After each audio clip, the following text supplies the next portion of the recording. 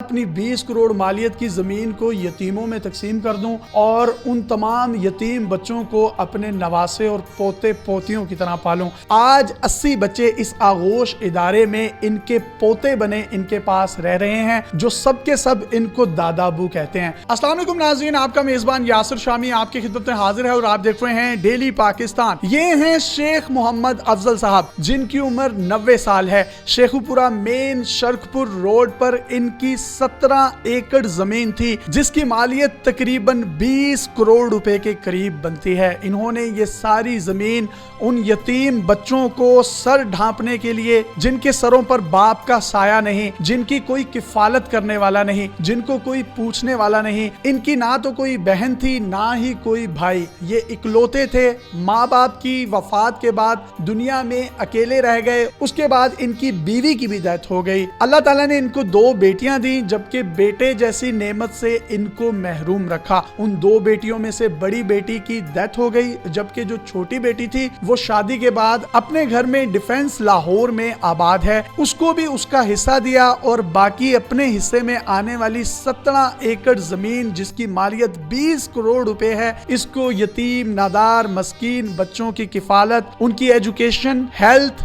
Uniform اور ضروریات زندگی کو پورا کرنے میں لگا دی۔ بڑی بیٹی کی ڈیتھ کے بعد ان کے داماد نے ان پر کیس کر دیا کہ آپ نے یہ زمین جو ہے تمام کی تمام یتیم بچوں میں تقسیم کر دی ہے، ہمیں کچھ نہیں دیا، اور انہوں نے الٹا شیخ صاحب پر کیس کر دیا۔ صاحب کے حق میں عدالت عالیہ نے فیصلہ دیا اور یہ وہ کیس جیت گئے کہ اگر تو ان کی بیٹی زندہ ہوتی تو وہ یہ کیس کرتی تو بات سمجھ میں آتی، لیکن یہ داماد کون ہوتا ہے ان پر کیس کرنے والا، لہٰذا وہ 20 کروڑ کی زمین یتیموں میں تقسیم کر دی گئی۔ جبکہ ان کا یہ کہنا ہے کہ میں اس وقت اپنی بیٹی کو جو زندہ تھی حصہ دے چکا تھا، جس طریقے سے میں اپنی چھوٹی بیٹی جو ڈیفنس میں رہتی ہے اس کو حصہ دے چکا ہوں۔ جس طریقے سے میں نے آپ کو بتایا ان کا کوئی بیٹا نہیں تھا، تو یہ اولڈ ایج ہوم میں رہا کرتے تھے، وہاں پر ان کا ویکلی میڈیکل ٹریٹمنٹ بھی ہوا کرتا تھا، اس کے ساتھ ساتھ یہ وہاں بہت بور ہو جایا کرتے تھے، جس کے بعد ان کو یہ انسپریشن ملی کہ میں کیوں نہ اپنی 20 کروڑ مالیت کی زمین کو یتیموں میں تقسیم کر دوں اور ان تمام یتیم بچوں کو اپنے نواسے اور پوتے پوتیوں کی طرح پالوں۔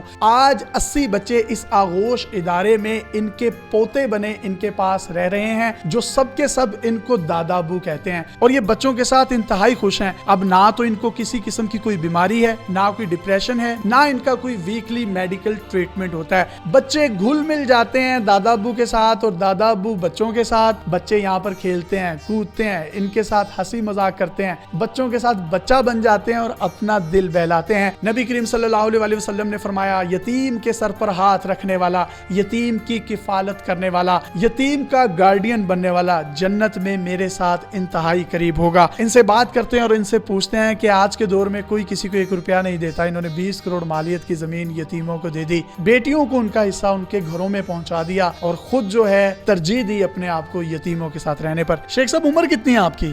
90 سال ہوگی۔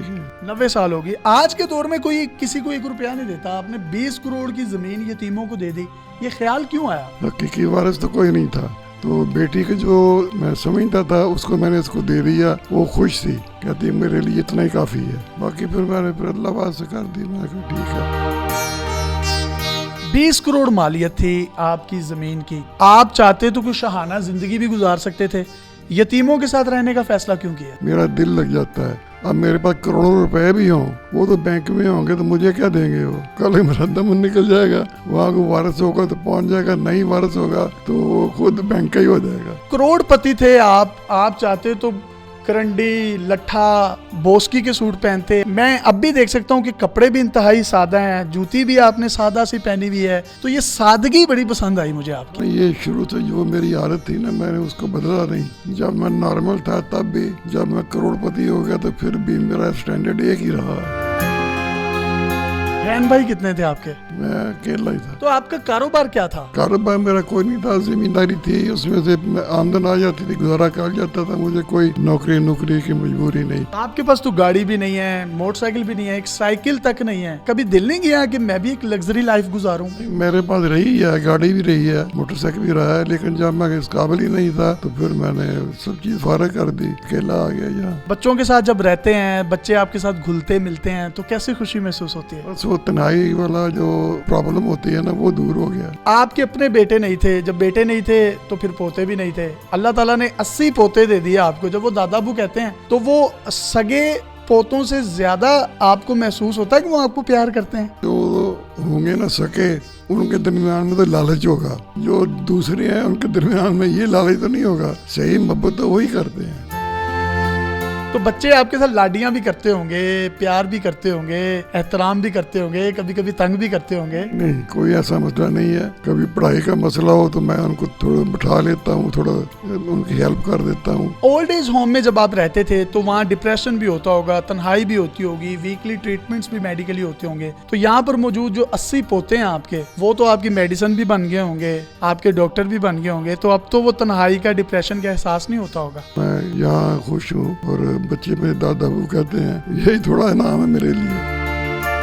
बेटी मिलने आती है जो अब जिंदा है? नहीं, वो भी अपनी मुलाजमत करती है, फोन पे बात रोजाना ही हो जाती है। जिंदगी से कोई गिला शिकवा है? नहीं, कोई ऐसा नहीं, अल्लाह का शुक्र है। कोई ऐसा अमल नहीं किया जिससे कोई थोड़ी शर्मिंदगी हो। वो तमाम लोग जो आज के दौर में एक दूसरे की जायदादों को नोचते हैं, छीनते हैं, रिश्तों के तकद्दुस को पामाल करते हैं, ये नहीं देखते कि ये हमारा खून है, वही खून सफेद हो गए हैं, उनको क्या पैगाम देंगे? आप तो अपनी आखिरत कमा गए, अपनी जन्नत बना गए। जिनकी औलाद नहीं है उनको चाहिए कि ऐसी जगह दे दें जहाँ उनको स्वाब मिलता रहे, या उनके अबाव जायज को स्वाब मिलता रहे। बड़ी इन्होंने अच्छी बात की है कि सदका जारिया बनना चाहिए। जिनकी औलाद नहीं है वो ऐसे तमाम के तमाम पैसे को, बजाय इसके कि उनका पैसा लावारिस हो जाए, कोई उसको पूछे ना, किसी यतीम, मस्कीन, बेवा की किफ़ालत या किसी गरीब की बेटी की शादी के लिए या कोई भी आप फलाही काम कर सकते हैं, तो उस सिलसिले में आपको ज़रूर कोई ना कोई इनिशिएटिव लेना चाहिए। इस वक्त ये आगोश में रह रहे हैं। आगोश अल खिदमत फाउंडेशन का एक नहायत नफीस और खूबसूरत इदारा है। अगर आप यहाँ पर स्कूल की इमारत देखें जो कि बनाई गई है, आप बड़े बड़े private schools, beacon house, Lahore grammar या DPS स्कूल, इसकी बिल्डिंग का इंफ्रास्ट्रक्चर उन इदारों जैसा है जहाँ पर यतीम बच्चे सिर्फ अपने घर से अपने तन पर एक कपड़े का जोड़ा लगा कर आते हैं और यहाँ पर आने के बाद उनको यूनिफॉर्म, उनकी स्टडीज, हेल्थ, खाना पीना, उनकी मुआशरती ग्रूमिंग, उनके नफ्सियाती मिसाइल का हल, और उनको इस बात का एहसास नहीं होने दिया जाता कि उनके सर पर बाप का साया नहीं है, बल्कि उनके सर पर बाप का भी बाप, जिसको दादा अबू कहा जाता है, उसका साया है, जिसकी शफकत, जिसकी मोहब्बत, जिसका खलूस बच्चों में इस कदर कूट कूट कर भर दिया गया है कि बच्चे दादा के बगैर नहीं रहते और दादा बच्चों के बगैर नहीं रहते। अपने मेजबान यासिर शामी को इजाजत दीजिए। अगर आपके पास भी कोई हैरत अंगेज स्टोरी, मुनफरिद टैलेंट है तो आप डेली पाकिस्तान पे हमें इनबॉक्स कर सकते हैं। हम इस टैलेंट और स्टोरी को पूरी दुनिया में दिखाने के लिए प्लेटफॉर्म मुहैया करेंगे।